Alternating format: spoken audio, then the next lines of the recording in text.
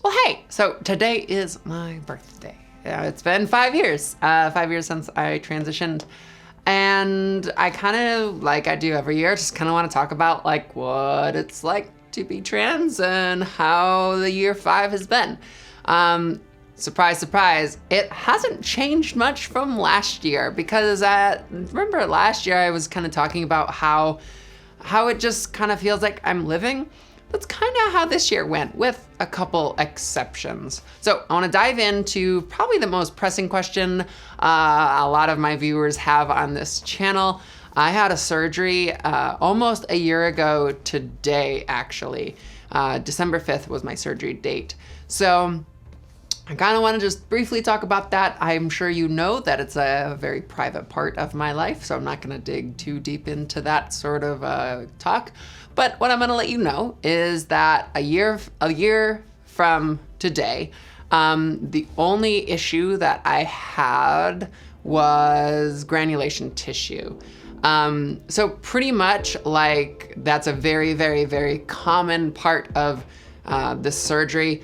It's not something that's necessarily Dr. Stiller's fault. It's just sort of everybody kind of deals with it from what I've heard. It's easily treatable, but you know, you want to avoid it if you can. So that's how it's been mostly on a medical side of things. I still strongly recommend Dr. Stiller. He's great. As far as like personal life, like it's literally just been like any other day except without dysphoria. My body sort of feels like mine. It's not something I have to hide anymore. Like it's made modeling gigs so much more comfortable because now I can just feel like totally at ease with myself. As opposed to like prior where like I remember one modeling gig where I needed to wear something really skimpy. And it was really difficult for me to be in that outfit because I was it wasn't a gaff and I couldn't really gaff that area with the outfit that I was wearing anyway. Drag queens might beg to differ, but that's beside the point. And it was just really uncomfortable in that space. And so it made me feel like I couldn't necessarily live up to the standard that I set for myself when I'm doing a job like that on the runway. So yeah, surgery's been great. Like everything has been smooth. I'm very happy with the results.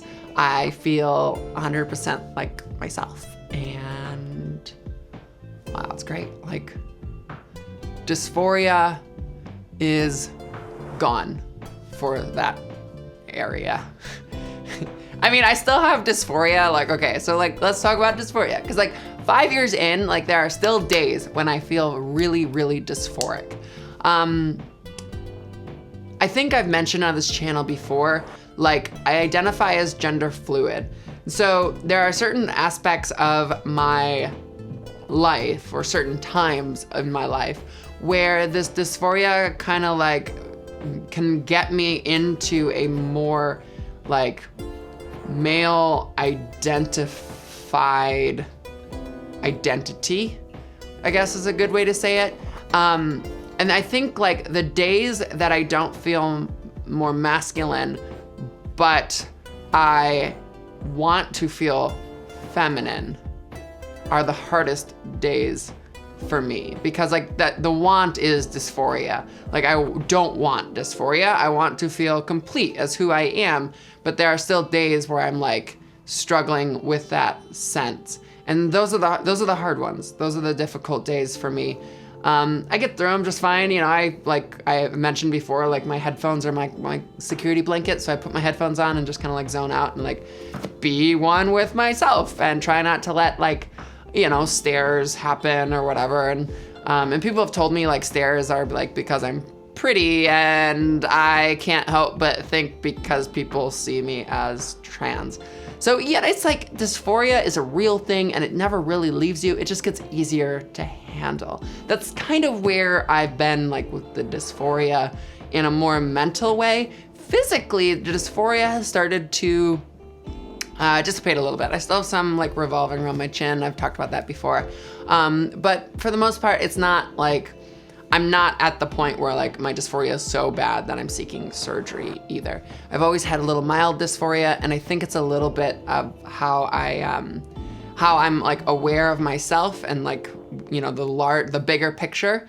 And I think that has helped me kind of like find a sense of peace with my dysphoria as well, because I know that it's not a permanent thought process. It's something that will eventually dissipate, regardless of how I identify that day. So yeah, dysphoria has been at ease, and I feel like things are progressing in a really good, healthy way. Which brings me to the next point. So the main thing that I wanted to talk about in this video today is actually more about like feminism and sort of like embracing my feminine self. So I've talked to other women as well about this idea. And one of the things that I've noticed is that sometimes, like, I mean, everybody is this way, but women especially, I feel like, you know, we're judged like a lot of the time. Like, it's ridiculous how often that we are judged. Oh, by the way, I read this little quote online that it was like, women get judged for literally everything, so you might as well just be yourself and get judged for it. I love it. I think I'm gonna put it on the wall. So anyway, beside the point, like it's about embracing your true self. So when I was pre-transition, I was really dealing with some ideas about like, you know, feminine costume, garb, outfits. I'm not sure the right word there, but like there are certain, you know, like ruffles, for example. It was something that I felt, and I still sort of hold this a little bit in the back of my head, where if I dress too feminine-like, I will be seen as more like a cross-dresser or something along those lines. It's something that I don't know if I'm ever going to let go of, but it's something that I am trying my best to let go of and just allow myself to freely express myself as I see fit. So one of the things that I like to wear is like a fur collar or like a fur kind of like coat or something of the sorts. And that's something to me that's like, I don't know, even my boyfriend says it's like really feminine. So to me, like embracing that type of garment is difficult for me because I don't want to be seen as like hyper feminine, because I'm afraid that it might come off as like, I don't know the right words here. Like, it just feels like it's the mentality of, you know, like a drag queen or something, you know, that hyper feminine sort of identity. And I don't want to be seen that way. And I feel like that because of my gender, there's a possibility that people might pigeonhole me into that space. It's safer for me to wear clothing that draws less attention. It is safer for me to wear clothing that draws less attention. And if you look back at some of my older videos, you'll see that like I was wearing a lot of blacks, a lot of grays, and I still do. Like, I mean, I like to think of my outfit as like rocker chic, but even then there are days where I feel like I want to express my femininity a little bit more, gender fluid, and I have a hard time overcoming that hurdle of what style I am allowed to wear without being judged for it. So this year has been about embracing my feminine side and saying that it's okay to feel more feminine or less feminine, or it's fine to express myself in ways, that is hyper feminine when I feel more masculine, or hyper masculine when I feel more feminine. And that sort of idea of like allowing myself to come to peace or come to terms with embracing this feminine side is the thing that I think I'm gonna still be working on in the next couple of years, because I wanna be authentic and I wanna feel like I can be myself in my daily life, and I'm not hiding myself or hiding myself for fear of others. And that's sort of where I'm at this year. Like 5 years in, I'm just kind of like hanging out, doing my thing, making music. As a professional side of things, my business is going much, much better. I'm starting to take on more gigs with like the music focus. I'm engineering vocals for somebody, as you've seen in a previous vlog. I'm taking on more modeling gigs, and it's kind of nice. I like where this direction is going. Next year, we're starting some new stuff. I've done a lot of studying this year about how to sort of like work, or rather release more work without necessarily working harder at it. And it's an interesting part, because being a creative person and owning a creative business, you have to be working on a lot of content. It's this idea of quantity over quality, and I hope to have a little bit of both. I mean, like, there is a certain expectation that I have of myself for quantity over quality.